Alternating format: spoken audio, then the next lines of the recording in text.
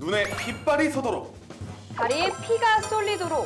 자만수만 자고 쓴 내 자소서. 하지만 나만 사랑하는 내 자소서. 이젠 기업도 사랑하게 해주겠다. 누가? 이 다스베이더가 I'm your father. 이거는 뭐 여전히 아직은 어색합니다. 예, 점차 나아질 예정이에요. 자, 다른 건 몰라도 열정 하나만큼은 취준생 못지않은 MC 서태훈입니다. 하고 싶은 건 다 해야 되는 예비 취준생 박쌤입니다. 오늘도 여전히 취업시장에서 푹푹 절여지고 있는 강민혁입니다. 네. 자, 다시 쓰며 배우는 이력서, 자소서 더 잘 쓰는 방법 다스베이더 함께 하시겠습니다. 7월 특집 함께 하실 텐데요. 다들 뭐 휴가 계획을 준비하고 계실 것 같아요. 세미 씨 올여름은 뭐 어떻게 보내실지 좀 궁금한데 뭐 휴가 계획 있으신지 말씀하시기 전에 좀 참고로 말씀드리자면은 이번 달 주제가 이 여름 휴가보다는 네. 하반기 취준 계획에 좀 감을 잡자이거든요. 자, 이제 한번 계획 들어볼게요. 이렇게 말씀하시고 계획을 물으시면 아니, 남정도 아닌가요? 부담 갖지 마시고 그냥 정말 원래 생각했던 계획. 제가 강쌤 만나고 좀 달라졌어요. 예. 여름 휴가 하면 취준이죠. 그래서 취준 준비. 네, 저는 이번 휴가는 없습니다. 안 놀고 열심히 취준해가지고 이번 하반기에 꼭 취뽀하겠습니다. 자, 어쨌든 다스베이더는 여름 휴가 없이 계속된다는 거 여러분들 알아주시면 감사하겠고요. 오늘도 강쌤의 애정어린 지도를 받을 자소서 프로필 먼저 확인해 보도록 하겠습니다. 오늘은 제 프로필을 가지고 왔어요. 오? 네, 저는 서울 소재 4년제를 졸업을 했고 사법학을 전공을 했습니다. 나이는 28세고 이번에 지원한 기업은 KBS 한국방송입니다. 직접 후배될 수도 있겠네요. 향후에도 방송사 아나운서 직무 희망하고 있고요. 경험이랑 경력을 좀 말씀드리자면 학점은 3.09, 토익은 845, 프로그램 MC, 언론사 기자 크리에이터, 스타트업 PD, 해외 어학연수, 대학교 홍보대사 활동, 브랜드 의류 매장 아르바이트 경험 등이 있습니다. 저의 고민도 두 가지로 좀 추려봤는데요. 첫 번째 고민은 보통 자소서 첫 질문이 지원 동기인데 매번 어렵더라고요. 특히 지역사, 방송사 지원 동기는 작성이 더욱 어려운데 눈에 좀 확 띄려면 어떻게 작성해야 할까요? 그리고 또 두 번째는 방송사 면접 시에 자소서에 주로 어떤 질문들이 나오는지 궁금합니다. 네. 오늘 기대가 됩니다. 예. 다른 분도 아니고 바로 옆에 계신 분의 자소서를 저희가 쓱 확인을 해봤는데 올 상반기 KBS에 지원한 세미 씨의 프로필이었어요. 먼저 본인의 자소서를 주셨는데 상처 안 받으실 준비 되셨나요? 잘 모르겠어요. 그런데 이제 다스베이더를 위해서라면 저는 희생할 준비가 되어 있습니다. 자, 우리 자세히 공부해 보도록 할 텐데요. 강 선생님, 네. 프로필 어떻게 보셨나요? 학업에 굉장히 충실하진 않았구나. 그래요? 예, 하지만 맞아요.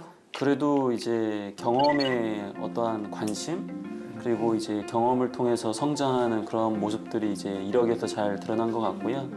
아나운서 직무로 지원을 하시면서 너무 아나운서와 관련된 경험만 쌓기보다도 사회에 다양한 경험을 했다라는 게 오히려 저는 플러스 요소가 될 수 있을 거라고 생각을 합니다. 그렇군요. 일단은 좋게 얘기를 해드리고요. 항상 반전이 있으세요. 당근과 채찍. 네, 근데 이제 다른 분들이 보면서 나도 한번 도전해 볼 수 있겠는데 하는 게 상대적으로 나이가 지금 조금 적지 않아요. 맞아요. 그래서 아마 이런 걸 보면서 이런 나이로도 가능한가 아마 이렇게 이제 시청자분들은 좀 의아해하실 수도 있을 것 같은데 그래도 뭐 당연히 뭐 이런 것만으로 결정되는 건 아니기 때문에 너무 이러한 이미 바꿀 수 없는 스펙에 너무 연연해 하지 마시고요.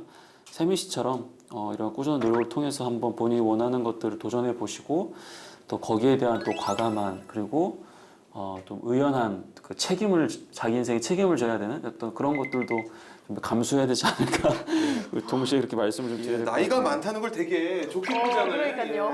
해주셨어요. 근데 제가 알기로는 네네. 지금 1차를 합격을 합격했습니다. 그래요. 네, 뭔가 느낌이 어제 발표가 났습니다. 저는 어떻게 알았냐면은 오늘 네. 녹화장 들어오는데 입이 귀에 걸려 계시더라고요. 뭐 좋은 일이 있으신가 했는데 자, 그래도 네. 세민 씨 앞으로 또 혹시 모르잖아요. 네. 또 다른 데 또 지원을 하게 되실 수도 있고 아니면 세민이 씨처럼 또 앞으로 아나운서의 꿈을 가지신 분들을 위해서 우리 강쌤이 조금 더 탄탄한 자소서를 만들어 주시면 감사하겠습니다. 네. 자, 그럼 이제 고민부터 한번 들어볼까요? 네, 우선 첫 번째 고민은요.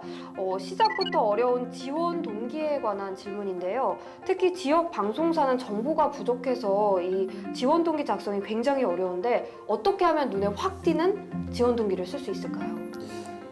일단 방송사마다 그 정규직의 신분이냐 아니면 이제 뭐 프리랜서라고 할 수 있는 계약직의 신분이냐 나눠서 채용을 진행을 하고 있기 때문에 그 로얄티에 대한 부분이 조금 더 강조가 되어야 될 거라고 생각을 해요.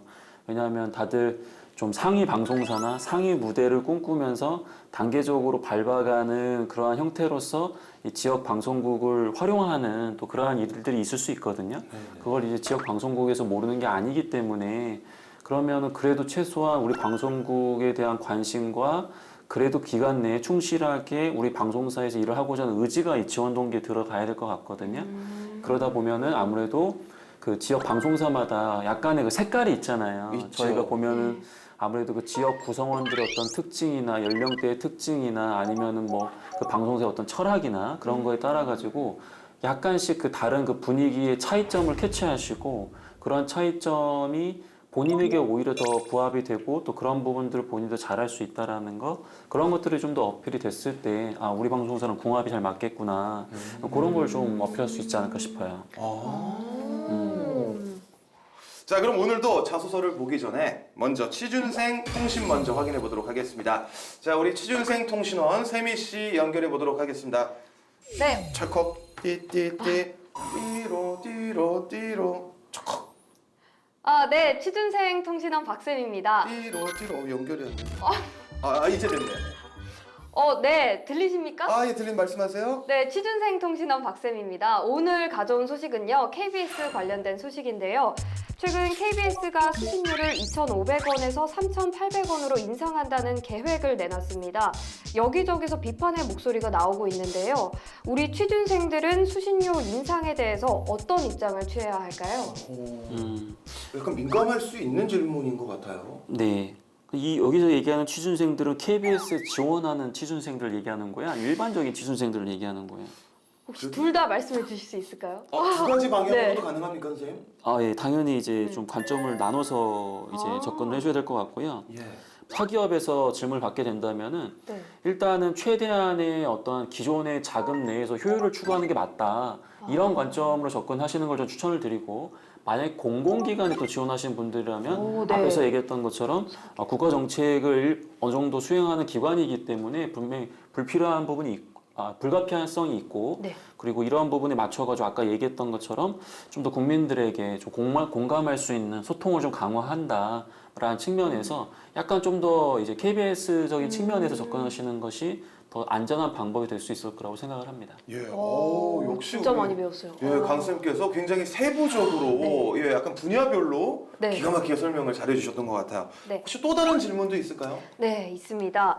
마지막 질문은 이 현실적인 질문은 안 할 수가 없는데 이 아나운서 직무가 최근엔 정규직도 거의 없고 근무 수명이 그리 길지도 않다 보니까 고민하는 친구들이 많아요. 어떻게 생각하는 게 좋을까요? 일단은 본인의 어떤 선택에 대한 책임도 역시 본인에게 있다 이렇게 말씀을 좀 드려야 되는 게 너무 리스크가 큰 직무인 것 같아요. 맞아요. 제가 과거에도 이제 아나운서 쪽으로 준비하는 친구들의 면접이나 뭐 관련된 어떤 코칭하는 과정에서도 좀 그 친구에게 상처가 되지 않는다면 가능성이 높지 않다라고 하면 빠르게 좀 다른 대안을 동시에 좀 고민을 해서 일단 본인의 꿈이기 때문에 도전하는 것은 좋지만 그 본인이 지금 이 시기에 할 수 있는 그런 일들이 있단 말이에요. 근데 너무 이쪽에 이상적인 부분을 바탕으로 준비하다 보면은 본인의 그런 경쟁력이 훼손될 수가 있어요. 그래서 저는 굉장히 리스크 관리를 잘해야 되는 직무라고 생각을 하는데 그래도 뭐 여러분들 젊잖아요. 그래서 본인이 정말 원하는 거라고 한다면은 미련 없이 후회 없이 모든 걸 던져가지고 준비를 한번 해볼 필요는 있다라고 말씀을 드리지만 하지만 거듭 말씀을 드리지만 리스크 관리를 못하게 되면은 네. 인생이 굉장히 말릴 수 있는 곳이다. 그래서 저는 굉장히 조심스럽게 접근을 해줘야 되는 부분이라고 생각을 해요. 자, 지금까지 취준생 통신 확인해 봤고요. 오늘의 자소서 다스베이더가 뽑은 문제 항목을 살펴보도록 하겠습니다. 자, 문제 항목은 바로 이 부분인데요. 공동의 목표를 위해 협업하는 과정에서 본인으로 인해 갈등이 발생해 과업 수행에 어려움을 겪었던 경험을 기술하시오. 지금 솔직히 읽으면서도 무슨 말인지 잘 모르겠어요. 모르는 말이 뭐 협업도 지금 잘 모르겠고 과업 수행이 뭔지도 잘 모르겠고. 예, 세미 씨, 이 문항의 평가 의도는 일단 무엇입니까? 저는 문제 해결 능력을 묻는 질문 같아서 그에 예. 대한 답변을 썼고, 그런데 나로 인해 뭐 갈등을 발생한 문제여야 돼서 그런 거를 좀 쓰는 질문 같습니다. 그래도 내용을 이해는 하셨네요. 네. 저는 이해도 안 됐는데. 예, 강쌤, 세미 씨의 답변 맞습니까? 일단은 뭐 큰 맥락에서는 틀린 표현은 아닌데 오, 예. 더 정확하게 말씀을 드리면 네. 일단은 팀워크 역량을 강조해야 되는 부분은 맞고요. 근데 이 항목이 굉장히 어려운 게 네, 어려웠어요. 본인으로 인해서 갈등이 발생했다라는 전제 조건이 지금 강제적으로 네. 지금 끼어 있는 거거든요. 맞아요. 그러다 보니까 우리 지원자들 입장에서는 이러한 항목이 약간 강제형 질문에 해당되거든요. 그러니까 질문의 유형에도 뭐 선택형 질문, 내가 선택해서 쓸 수 있는 항목이 있고 네. 고정형 질문, 키워드가 좀 고정된 경우가 있고 네. 요건 키워드도 고정되어 있고 상황도 고정되어 있어요. 이건 강제형이거든요. 이런 부분들은 사실은 굉장히 난처한 게 굉장히 한정된 소재 내에서 글을 써야 되다 버리니까 좀 압박을 많이 느낄 수 있을 것 네. 같아요. 하지만 가장 중요한 건 이런 강제형 질문일수록 질문에서 제시하는 요구사항을 반드시 따라줘야 돼요.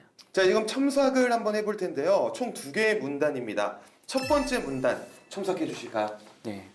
본인으로 인해서 갈등이 발생할 수 있는 상황을 제시하셨기 때문에 네. 이 문제에서 요구하는 조건에 충족이 됩니다. 네. 그래서 일단은 뭐 이 내용상으로는 제가 봤을 때는 큰 문제가 없는데 네. 과연 이렇게밖에 접근하지 못했을까라는 좀 아쉬움은 있어요. 예를 든다면은 네. 자, 이거는 본인이 준비성이 부족했기 때문에 발생한 문제거든요. 네. 그렇잖아요. 네. 본인이 준비성이 부족했던 거거든요. 왜 그랬어요? 그래서 이게 이제 솔직하게 인정을 했기 때문에 뭐 큰 문제가 되는 건 아닌데 예를 들면 이렇게 한번 해보자 이거죠. 여기서 식료품을 내가 생각했을 때 이번 촬영을 위해서 뭔가 준비된 거, 뭔가 요구한 것보다 더 잘해보고 싶은 거지. 그래서 뭔가를 더 준비하려다 보니까 오히려 이게 의도를 벗어난 거야. 내가 준비성이 부족한 게 아니라 너무 많이 준비하려고 우리 팀의 어떤 촬영을 위해서 더 잘해보려고 하다 보니까 실수를 해서 이런 갈등이 발생했다라고 하면 최소한 목적의 순수성은 있는 거거든요. 그러니까 이게 왜 갈등이 발생했느냐를 보면은 이 친구가 준비가 부족하네 이라는 느낌이 있고 반대로 이 친구는 오히려 팀을 위해서 뭔가를 더 하려다 보니까 실수를 했구나라는 게 느낌이 굉장히 다르단 말이에요. 그래서 약간 그런 식의 접근을 했다면 더 높은 수준의 접근을 할 수 있었을 것 같아요. 멋있다. 정말 별게 아닌데 진짜요. 예, 뭔가 더 준비를 하려다가 보니 이 말 한마디로 예, 뭔가 조금 더 약간 마음이 좀 이 자소서에 더 가는 것 같아요. 그러니까요. 세미 씨 혹시 첨삭 내용 중에 좀 더 추가로 궁금하신 거 있으실까요? 저는 이 본인으로 인해서 문제가 해결한 상황을 쓰라고 했잖아요. 네네네. 그래서 이런 것들이 되게 어려웠거든요. 처음에 어떤 식으로 좀 접근을 하면 그 소재를 많이 확보를 할 수 있고 그 중에서 어떤 거를 좀 추려내는 게 좋을지. 저는 사실 이거를 제가 준비성이 부족했기 때문이라고 보여질 수도 있지만 나만 잘못한 게 아니라 그냥 의사소통이 잘 안 됐었다를 그 갈등의 원인으로 생각을 했었던 거거든요. 근데 이렇게 느껴질 수 있다는 거를 알아서 나중에는 좀 고쳐서 써야 될 것 같긴 해요. 저도 읽을 네. 땐 사실 강쌤이랑 똑같이 네. 느꼈거든요. 아 진짜요? 예. 의사소통을 통해서 이거 쌍방이 잘못한 거 아니냐 이런 느낌을 주면서 어느 정도 본인이 피해가려고 했다면 오히려 그 감점이 요소예요. 갈등 상황에서는 본인의 부족한 부분을 완벽하게 인정하는 게 더 중요한 것 같아요.